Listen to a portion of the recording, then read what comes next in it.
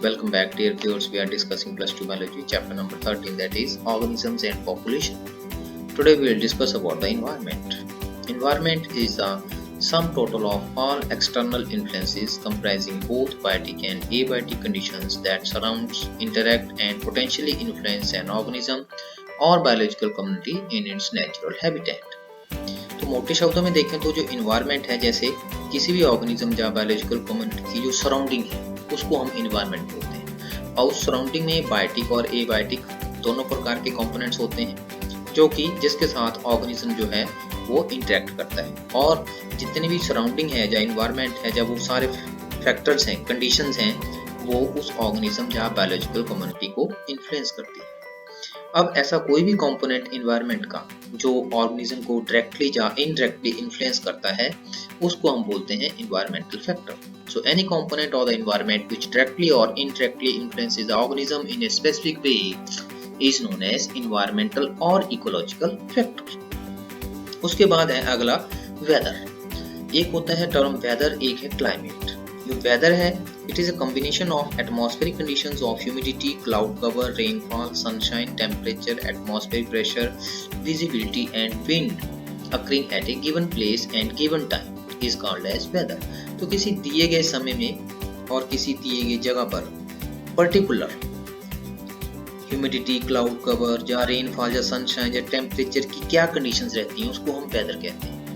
और किसी पर्टिकुलर स्थान का एवरेज वेदर जो होता है वो क्लाइमेट कहलाता है। तो ये बात आपने या डिफरेंस दोनों में आपने बिल्कुल क्लियर कर लेना है कि जो इन्वायरमेंट वेदर है वो एक स्पेसिफिक टाइम की कंडीशन है और जो क्लाइमेट है वो एवरेज वेदर है उस प्लेस का। जैसे शिमला का हम बोल लें तो जो एवरेज जो क्लाइमेट है वहाँ पर वो ठंडा रहता है। केरला का क्लाइमेट जो है वो नॉर्मल रहता है, गर्म रहता है। Climate, it is average course of weather at a particular place over a period of many years as exhibited by means, extremes and departures of various atmospheric conditions and seasonal changes। तो ये mean है। Extreme और various जितनी भी atmospheric conditions हैं या seasonal changes हैं उनका जो मीन है, एवरेज जो रहती है वो क्लाइमेट कहलाता है। Now coming to organism and its environment।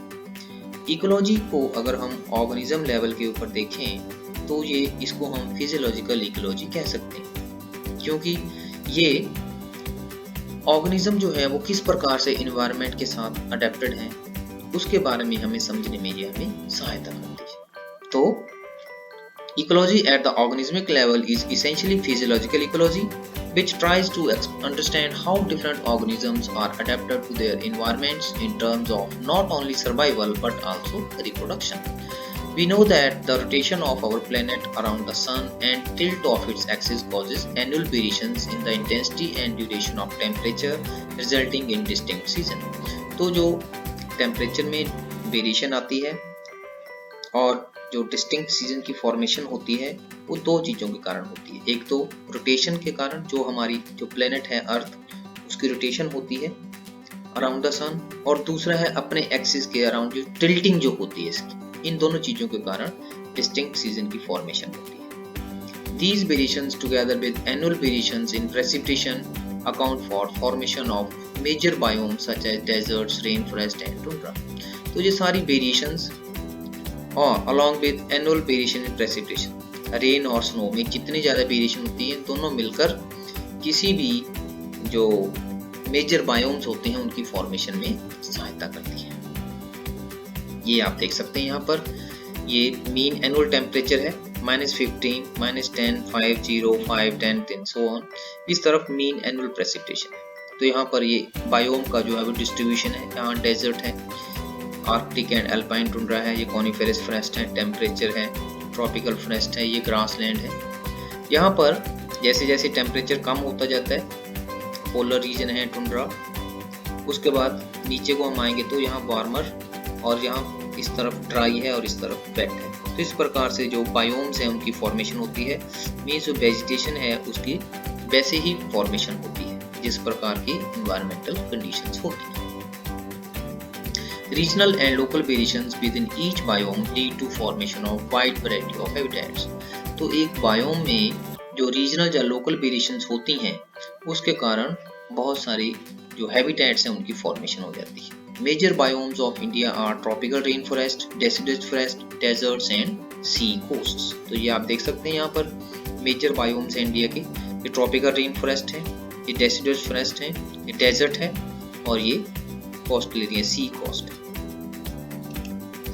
On planet Earth, life exists not just in a few favorable habitats but even in extreme and harsh habitats like scorching Rajasthan desert, rain-soaked Meghalaya forest, deep ocean trenches, torrential streams, permafrost, polar regions, high mountain tops, thermal springs and stinking compost pits। तो बहुत सारे habitats हैं यहाँ पर life पाई जाती है। Even our intestine is a unique habitat for hundreds of species of microbes। So what are the key elements that lead to so much variation in the physical and chemical conditions of different habitat? तो different habitat जो हैं उनकी physical और chemical condition में जो variations होती हैं उनके लिए कौन से जो key elements हैं वो responsible होते हैं? The most important ones are temperature, water, light and soil। तो इसमें जो मुख्य है वो है टेम्परेचर, वाटर, लाइट और सॉइल। इन्हीं के कारण कोई भी जो हैबिटेट है उसके फिजिकल और केमिकल जो कंपोनेंट हैं वो अलग अलग होते हैं। We must remember that the physico-chemical means A by T components alone do not characterize the habitat of an organism completely। The habitat also includes by T components। तो किसी भी ऑर्गेनिज्म के जो हैबिटेट है उसमें A by T कंपोनेंट के साथ साथ by T कंपोनेंट दोनों ही उसको मिला के हैबिटेट की फॉर्मेशन करते हैं। तो habitat also includes biotic components जैसे pathogen, parasite, predators and competitors हैं of the organism with which they interact constantly. We assume that over a period of time the organism had through natural selection evolved adaptations to optimize its survival and reproduction in its habitat। तो हमें मालूम है कि जो evolution के दौरान, natural selection के दौरान जो ऑर्गेनिज्म हैं उन्होंने जिस प्रकार की कंडीशंस में वे रहते हैं उन कंडीशंस के अकॉर्डिंगली उन्होंने अपने आप को अडेप्ट कर लिया। आगे है niche. It is a specific part of the habitat utilised by an organism which represents a range of conditions it can tolerate, diversity of the resources it utilizes and the distinctive functional role it plays in the ecological system। तो निच का मतलब है, एक तो होता है habitat, living place of an organism. निच का मतलब है कि कितना एरिया है जिसमें वो पूरे इंटरेक्शन करता है, मोटे शब्दों में ऐसा है। तो आज की वीडियो में इतना ही। Thank you very much.